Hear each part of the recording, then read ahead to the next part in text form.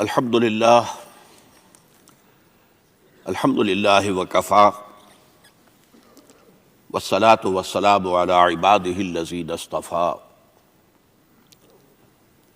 خصوصاً علی افضلہم وخاتم النبیین محمد الامین وعلی آلہ وصحبہ اجمعین.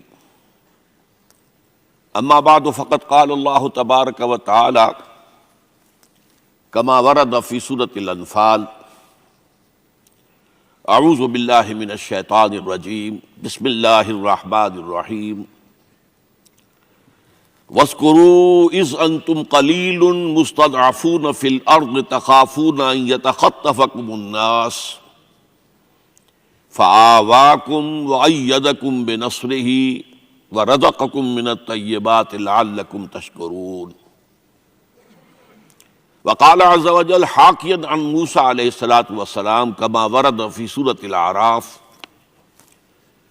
قال عسى ربکم ان یہلک عدوکم ویستخلفکم فی الارض فینظر کیف تعملون. صدق اللہ العظیم. رب اشرح لی صدری ویسر لی امری واحلل عقدۃ من لسانی یفقہوا قولی. اللہم ربنا الہمنا رشدنا واعذنا من شرور انفسنا. اللہم ارنا الحق حقا وارزقنا اتباعہ وارنا الباطل باطلا وارزقنا اجتنابہ. اللہم وفقنا لما تحب وترضى وتقبل منا فإنک خیر المتقبلین. آمین یا رب العالمین. معزز حاضرین اور محترم خواتین، السلام علیکم ورحمۃ اللہ وبرکاتہ. ابھی عزیزم عاقب سعید صاحب نے بھی نظریہ پاکستان کی بات کی. یہ نظریہ پاکستان فی الواقع کوئی شے تھی بھی یا نہیں؟ کیا ایسے ہی اسے گھڑ لیا گیا ہے یا اس کی کوئی حقیقت ہے؟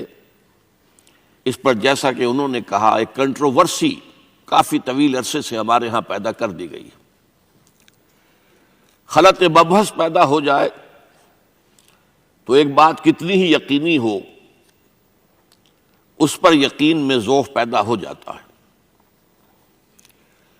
ان حالات میں ضرورت ہے اس بات کی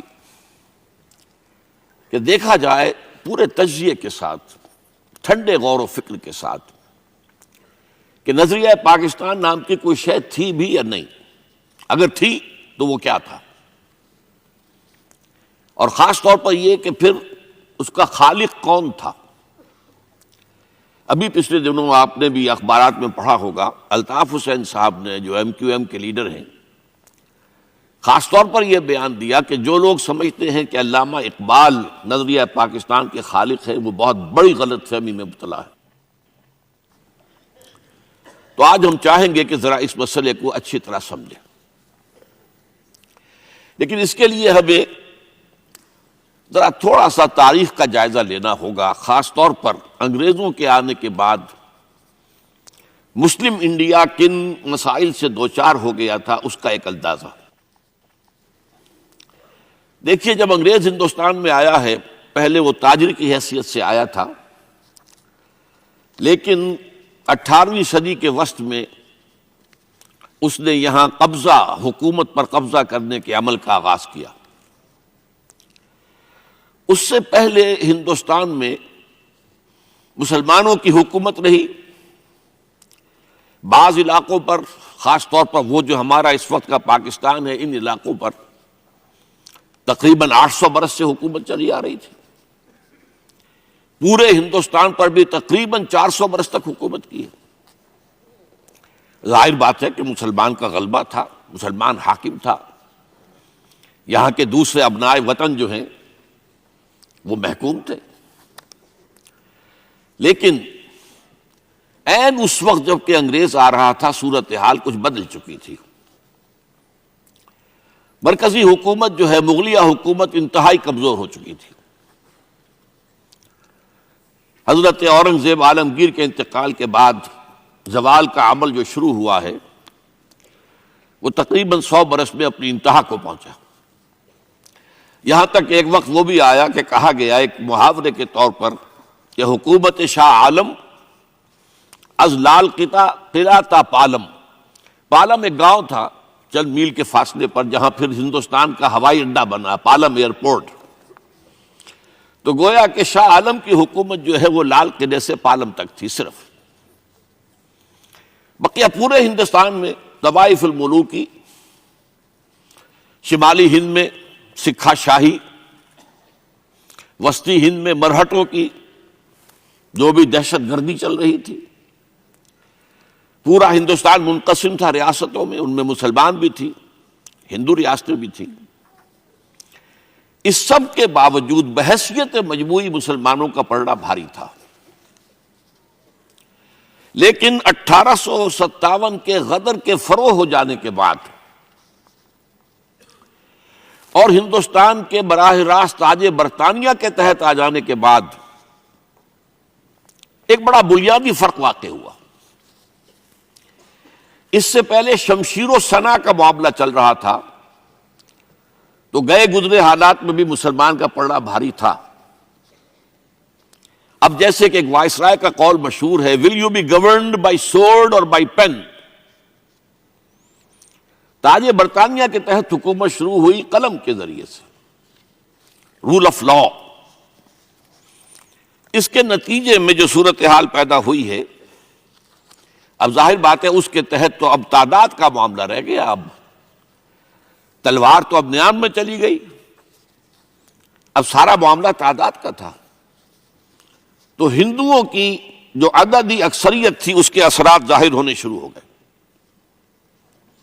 اور مسلمانوں میں ایک خفیف سا خوف پیدا ہونا شروع ہوا کہ یہ جن پر ہم نے تقریباً 800 برس حکومت کی ہے اب یہ ہم سے انتقام لیں گے.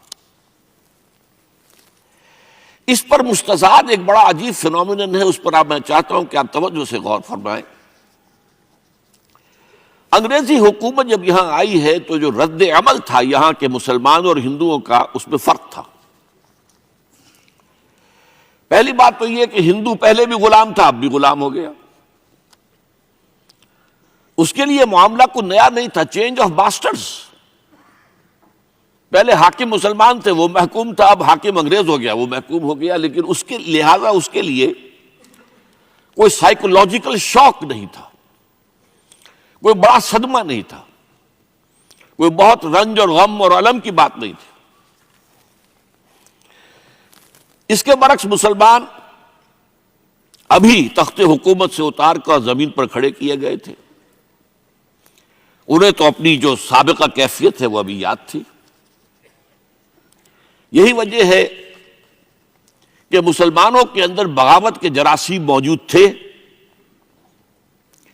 ابھی انگریز شروع ہی ہوا تھا، بنگال کی طرف سے آ رہا تھا، اس کی آمد جو ہے آگے بڑھ رہی تھی کہ عظیم تحریک شروع ہوئی، شہیدین کی تحریک. سید احمد بریلوی رحمۃ اللہ علیہ اور شاہ اسماعیل شہید رحمۃ اللہ علیہ، ان کا نقشہ یہ تھا کہ پہلے شمالی ہند کو سکھا شاہی سے نجات دلا لیں، پھر وہاں سے، اور چونکہ ہنٹر لینڈ جو ہوگا وہ مسلمان و عالم اسلام کے ساتھ پھر مسلسل ہوگا، متصل ہوگا، تو ادھر سے آ کر پھر ہندوستان کو اثر نو ہندوؤں کے غلبے سے بھی اور انگریزوں کے غلبے سے بھی نجات دلائی جائے، اور اس کا جو سٹیٹس دارالاسلام کا چلا آ رہا تھا اسے دوبارہ قائم کیا جائے. اگرچہ یہ تحریک 1831 میں شہادت گئے بالا کوٹ میں ختم ہو گئی بہت بظاہر، لیکن اس کے باقیات و صالحات، اس کے اثرات بہت عرصے تک، تقریباً 1 صدی تک چلتے رہے. چنانچہ بے شمار علماء نے پھانسیاں جو ہیں ان کی سزائیں پائیں. مولانا جعفر تھانیسری جیسے لوگ، بے شمار لوگ پھانسی دیے گئے، یا یہ ہے کہ کالا پانی بھیجے گئے. انہوں نے ساری سزائیں جو ہیں قید و بند کی برداشت کی. اس کے علاوہ ہندوستان کے شمال مغرب میں ابھی تک وہ جہادی اثرات جو ہیں، جہاد تحریک مجاہدین کے باقیات و صالحات، انہوں نے عرصے تک انگریزوں کا ناک میں دم کیے رکھا. ساتھ ہی آپ کے علم میں یہ بھی ہوگا، شاید بہت سے لوگ بھول چکے ہوں گے ان واقعات کو، ہندوستان میں جو سب سے آخر میں صوبہ فتح ہوا ہے انگریز کے ہاتھوں پر وہ سندھ تھا، لیکن سندھی مسلمان نے انگریز کے اس حکومت کو ذہناً تسلیم نہیں کیا۔ وہاں بہت بڑی تحریک تھی، ہر تحریک، اس نے مقابلہ کیا ہے، اور یہ 1940s جو ہیں ان کے دوران تک بھی یہ خبریں اخبارات میں پڑھتے تھے۔ میں بھی اس وقت اخبار پڑھنے کے قابل ہو چکا تھا کہ آج فلاں ریلوے اسٹیشن کو آگ لگا دی ہروں نے، اور آج فلاں تھانے کو جلا دیا ہے، اور آج فلاں یہ کر دیا ہے، اور یہ جو ہمارے پیر پگاڑا صاحب ہیں ان کے والد صاحب کو پھانسی دی انگریز نے، اور پھر لاش تک نہیں دی، کہیں ان کی قبر کا نشان تک نہیں، اور ان دونوں بھائیوں کو وہ لے گیا انگلستان تاکہ ان کی برین واشنگ کرے اور وہاں کی تہذیب و تمدن کا ان کے اوپر رنگ چڑھائے۔ یہ کیفیات تھی کہ جس کی وجہ سے انگریز کو مسلمانوں سے خوف تھا، اندیشہ تھا کہ یہ مسلمان جو ہے اپنی کھوئی ہوئی حکومت واپس حاصل کرنے کے لیے کوئی بڑے سے بڑا قدم اٹھا دیں گے۔ اور یہ مسئلہ میں ذکر کر دوں کہ اس حد تک تھا کہ 20ویں صدی کے آغاز تک یہ سلسلہ ہمیں علماء کی ان تحریکوں کا ملتا ہے۔ 20ویں صدی کے آغاز میں ریشمی رومال تحریک، حضرت شیخ الہند مولانا محمود حسن دیوبندی رحمۃ اللہ علیہ، وہ ایک عظیم تحریک تھی۔ انہوں نے ایک طرف اپنے ایک نائب کو مولانا عبید اللہ سندھی کو بھیجا تھا افغانستان کہ وہ افغانستان کی حکومت کو آمادہ کرے کہ وہ ہندوستان پر حملہ آور ہو، ایک طرف خود تشریف لے گئے تھے حجاز، کیونکہ اس وقت تک وہاں ابھی مدینے میں ترک گورنر موجود تھا، اس کے ذریعے سے تاکہ دارالخلافہ، ابھی خلافت موجود تھی تو دارالخلافہ تک رسائی حاصل کریں کہ وہ بھی کوئی شکل ایسی کرے کہ ہندوستان پر حملہ ہو اور یہاں ہم اندر سے بغاوت کریں اور انگریز کو ختم کریں۔ وہ تو یہ ہے کہ اس کا راز فاش ہو گیا، اس کے بعد پکڑ دھکڑ ہوئی، حضرت شیخ الہند کو گرفتار کیا گیا حجاز سے، مکے سے، اور رکھا کہاں گیا؟ مالٹا۔ ذرا اندازہ کیجئے، ایک ہندی مسلمان، اسے ہندوستان لا کر کیوں نہیں جیل میں رکھا؟ وہ اقبال کا جو ایک شعر ہے کہ اقبال کے نفس سے ہے لالے کی آگ تیز، ایسے غزل سرا کو چمن سے نکال دو۔ تو حضرت شیخ الہند رحمۃ اللہ علیہ کا معاملہ یہ تھا کہ ان کے نفس تیز سے جو گرمی پیدا ہو رہی تھی، انگریز نے یہاں نہیں رکھا، 4 سال تک مالٹا میں اسیر رکھا، اور چھوڑا اسی وقت ہے جبکہ ان کی ٹی بی جو ہے وہ اپنی انتہا کو پہنچ چکی تھی، اور انہیں اندیشہ تھا کہ اگر ہماری اسیری کے دوران میں انتقال ہو گیا تو کوئی بہت بڑا جو ہے اس پر رد عمل پیدا ہو سکتا ہے۔ تو ایک تو یہ جو ہے فرق تھا جس کی بنا پر انگریز جو ہے ہندو کی حوصلہ افزائی کر رہا تھا اور انہیں اپنے سے قریب لا رہا تھا، جبکہ مسلمانوں کو دور رکھ رہا تھا اور مسلمانوں سے کشیدہ تھا۔ ایک دوسرا فیکٹر اور بھی تھا، ہندو کا اپنی تہذیب، اپنے فکر، اپنے فلسفے سے تعلق بڑا پرانا ہو چکا تھا۔ آپ کو معلوم ہے کہ مسلمانوں کے دور و حکومت میں سرکاری ملازمتوں کے لیے ہندوؤں کو بھی فارسی پڑھنی پڑتی تھی، جیسے اس کے بعد جب انگریز آ گیا تو ہم نے انگریزی پڑھی۔ اب جہاں فارسی جو ہے پڑھی جاتی ہو وہاں اس کے ثقافتی اثرات کیسے موجود نہ ہوں گے؟ لہذا ان کا معاملہ یہ تھا کہ وہ اپنا جو اصل تہذیب اور تمدن کا معاملہ تھا اس سے بہت فاصلے پر آ چکے تھے۔ لہذا جب انگریز نے یہاں کلچرل ریولیوشن کا آغاز کیا، اب نظام تعلیم کے ذریعے سے ان ہندیوں، ہندوستان کے رہنے والوں، مسلمانوں اور ہندوؤں کے دماغ اور ان کے فکر اور سوچ کو بدلا جائے، ان کے ذہن کے اندر تبدیلی لائی جائے۔ اور لارڈ میکالے جو اس پورے نظام تعلیم کا جو ہے بانی تھا، اس نے کہا تھا کہ ہمارے نظام تعلیم کا مقصد یہ ہے کہ ہندوستانی جو ہے وہ اپنی چمڑی کی رنگت کے اعتبار سے تو ہندوستانی رہ جائیں، لیکن اپنے ذہن اور فکر اور تہذیب، اپنی معاشرت کے اعتبار سے وہ یورپی بن جائے۔ اس کلچرل ریولیوشن کا بھی ہندو نے استقبال کیا، فوراً انگریزی پڑھنی شروع کر دی، فوراً ان کے علوم پڑھنے شروع کر دیے، جبکہ اس کے مقابلے میں مسلمانوں میں ایک تقسیم ہو گئی۔ مسلمانوں میں علماء کا ایک بہت مؤثر طبقہ وہ تھا جس نے ٹوٹل بائیکاٹ کیا، یہ جس کا پھر بہت بڑا مرکز دیوبند بنا ہے، نہ انگریزی پڑھیں گے، نہ انگریزی علوم سیکھیں گے، نہ انگریزی تہذیب و تمدن کا کوئی رنگ اپنے اندر آنے دیں گے، یہ ٹوٹل بائیکاٹ۔ یہ معاملہ جو ہے اس حد تک جا رہا تھا، اور اس سے جو فرق واقع ہو رہا تھا کہ ہندو نکل رہا تھا آگے، ملازمتوں میں آگے جا رہا ہے، انگریز کا تقرب اسے حاصل ہو رہا ہے، اس کی سرکار دربار میں رسائی ہو رہی ہے، اور مسلمان دور ہوتا چلا جا رہا ہے۔ کہ مشہور مصنف ہے W ہنٹر، جس نے کتاب لکھی تھی اور انڈین مسلمانز، اس میں اس نے لکھا اگر یہی صورتحال برقرار رہی تو ہندوستان میں مسلمان یا تو منڈیوں کے اندر پلے دار اور مزدور رہ جائیں گے، یا سرکاری دفتروں میں اگر ہوں گے بھی تو چپڑاسی ہوں گے، یا زیادہ سے زیادہ دفتری ہوں گے، بس اس کے علاوہ ان کا کوئی سٹیٹس جو ہے برٹش انڈیا میں نہیں ہوگا۔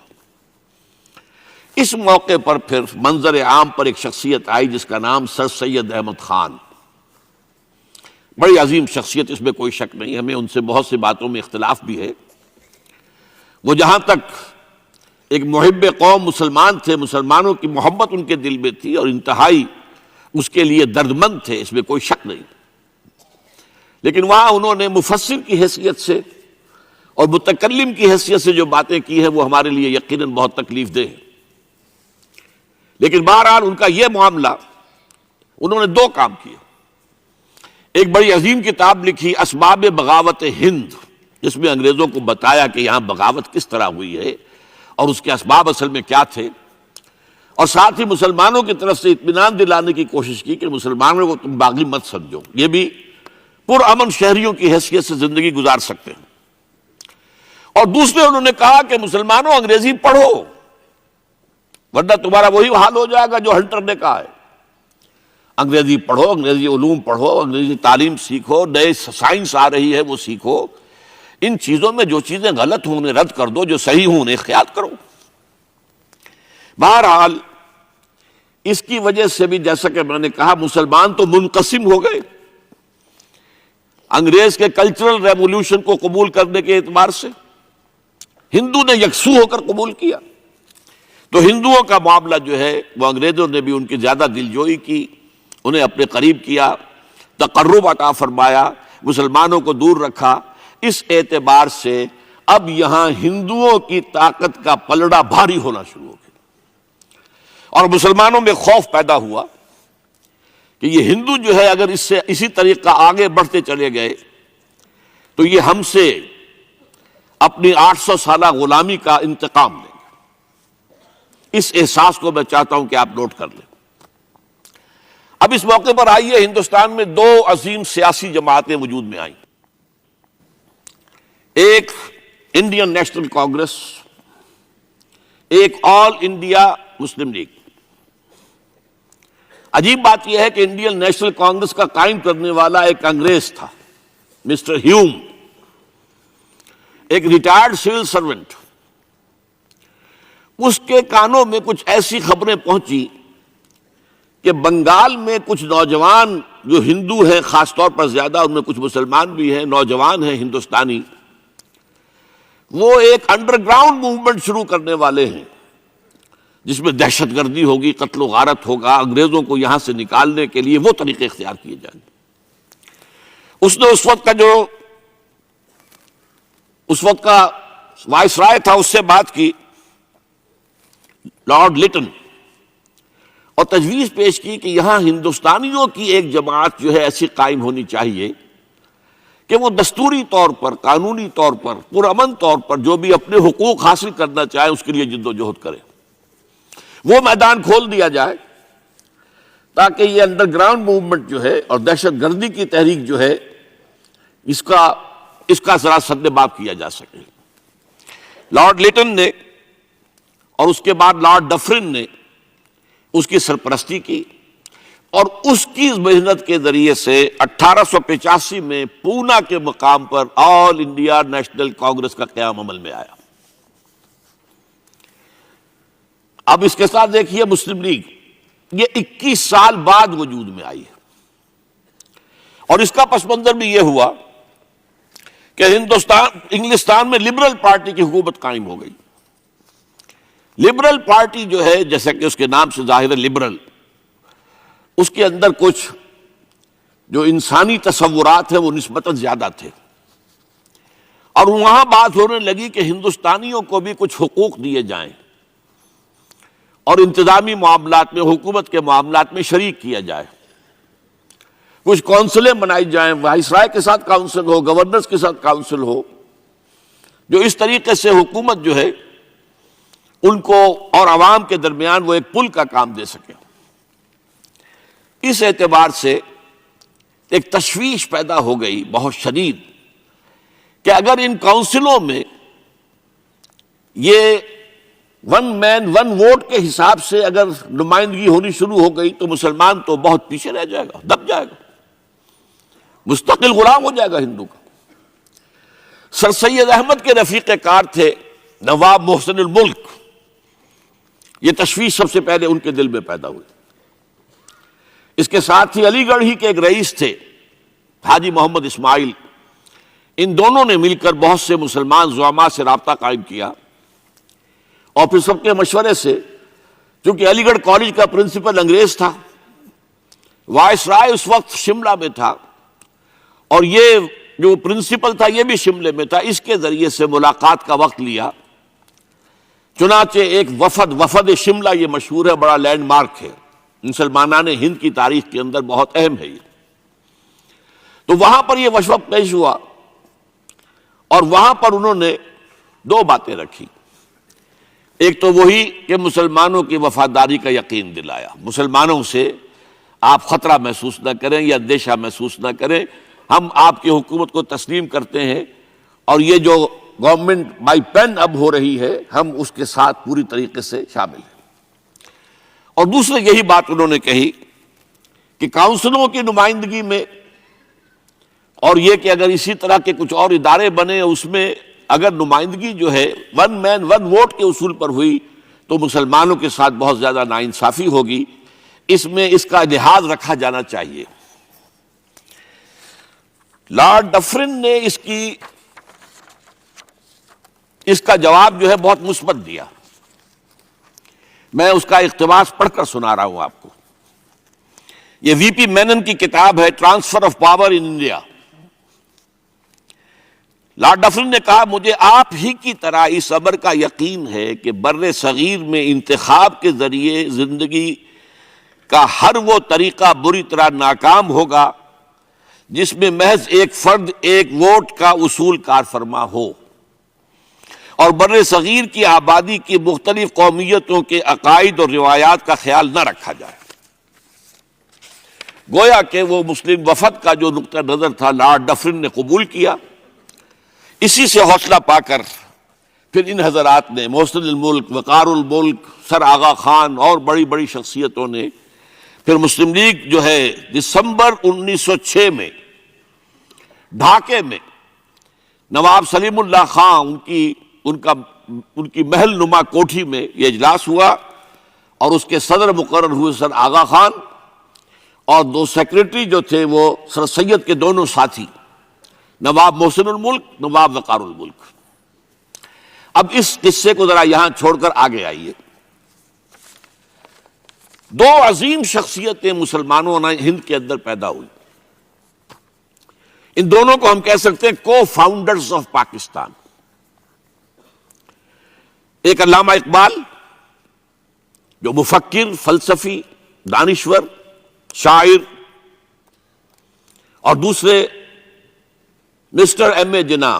میں وضاحت کر دوں کہ میری تقریر کے اس حصے میں لفظ قائد اعظم استعمال نہیں ہوگا۔ قائد اعظم وہ بعد میں بنے، ایک طویل عرصے تک وہ مسٹر ایم اے جناح تھے، اس کی میں کچھ تھوڑی سی تشریح ابھی آپ کے سامنے کر دوں گا۔ تو اس دور کے حوالے سے جب بات ہوگی تو میں مسٹر جناح یا مسٹر ایم اے جناح کہوں گا، قائد اعظم نہیں۔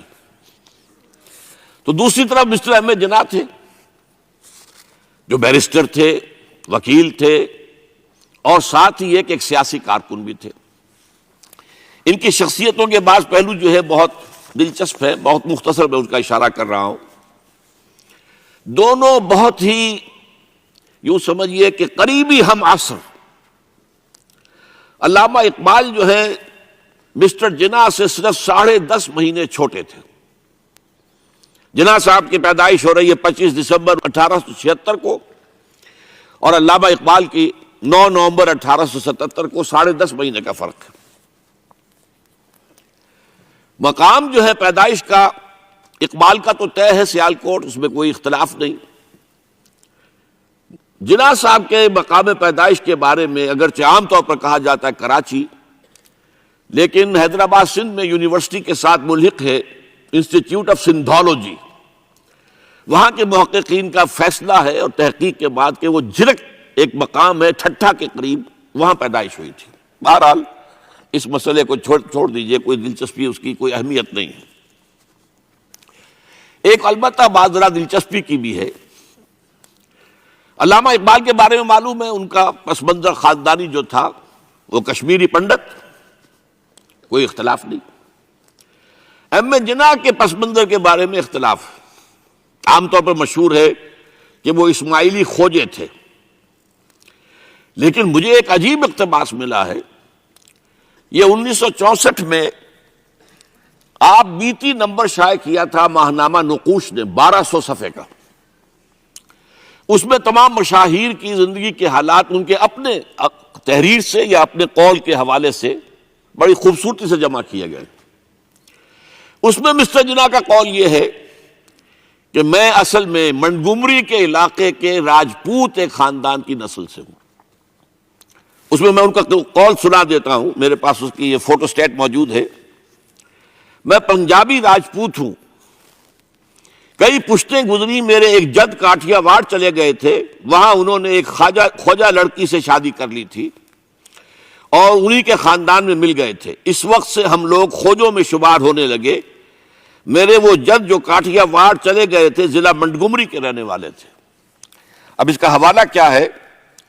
یہ بات قائد اعظم کے منہ سے اس وقت نکلی جب نواب صاحب باغپت نے کہا کہ آپ کا خاندان تو تجارت پیشہ ہے، پھر آپ میں یہ گھن گرج کہاں سے آئی؟ تو اس کے جواب میں قائد اعظم نے فرمایا کہ میں اصل میں اسماعیلی کھوجا نہیں ہوں، بلکہ میری رگوں میں جو خون ہے وہ راجپوت کا ہے۔ اور اس کے راوی ہے صغیر احمد عباسی، پرائیویٹ سیکریٹری نواب صاحب چھتاری۔ بہرحال یہ ایک دلچسپی کی بات تھی اور کوئی اہمیت اس کی خاص نہیں ہے۔ البتہ ایک اور بات جس کی اہمیت ہے، علامہ اقبال کے خاندانی اثرات میں مذہبی روح، مذہبی جذبہ جو ہے وہ بڑا گہرا تھا۔ ان کے والد شیخ نور محمد صوفی مزاج بزرگ تھے، نماز روزے کی پابندی والی معاملہ تو تھا ہی 100%، لیکن ان کا مزاج صوفیانہ تھا۔ والدہ بہت نیک۔ پھر ان کی ابتدائی تعلیم جو ہے جس ماحول میں ہوئی ہے، علامہ میر کاشمیری بہت بڑے عالم، بہت بڑے جو ہے مدرس، ان کا فیض حاصل ہوا ہے۔ تو یہ اقبال کی تربیت کے اندر، ابتدائی تربیت کے اندر مذہب کا حصہ کافی تھا۔ ایسی کوئی چیز محمد علی جناح کے معاملے میں ہمارے علم میں نہیں ہے۔ جناح پونجا ان کے والد تھے اور ایک عام درجے کے کاروباری تھے، چمڑے کا کاروبار کرتے تھے، لیکن اس میں شک نہیں کہ ذہانت، فطانت، محنت، مشقت میں محمد علی جناح بہت آگے تھا، بہت آگے تھا۔ اس نے 16 سال کی عمر میں میٹرک تو کیا، لیکن پھر ذرا غور کیجئے 20 سال کی عمر میں انگلستان سے بیرسٹری کر کے واپس آ گیا، 20 سال کی عمر میں، اور آتے ہی پریکٹس شروع کی کراچی میں۔ کراچی میں پریکٹس نہیں چل سکی، جمی نہیں، تو پھر چلے گئے بمبئی، اور بمبئی میں ان کی پریکٹس جو ہے وہ جم گئی۔ اب یہاں سے معاملہ جو آگے کا ہے وہ بہت اہم ہے۔ محمد علی جناح کا مزاج بنیادی طور پر سیکولر اور نیشنلسٹ تھا۔ چنانچہ 1906 میں جب مسلم لیگ قائم ہوئی ہے، وہ مسلم لیگ میں شامل نہیں ہوئے۔ ان کا کہنا یہ تھا کہ اس کا نصب العین بلند نہیں ہے، اس کا مقصد اعلیٰ نہیں ہے۔ یہ کیا؟ یہ صرف اپنی جداگانہ نمائندگی کے حصول پر اور انگریز کو اپنی وفاداری کا یقین دلانا، یہ کوئی اونچا نصب العین تو نہیں ہے۔ اس کی بجائے وہ کانگریس میں تھے، اور دادا بھائی نوروجی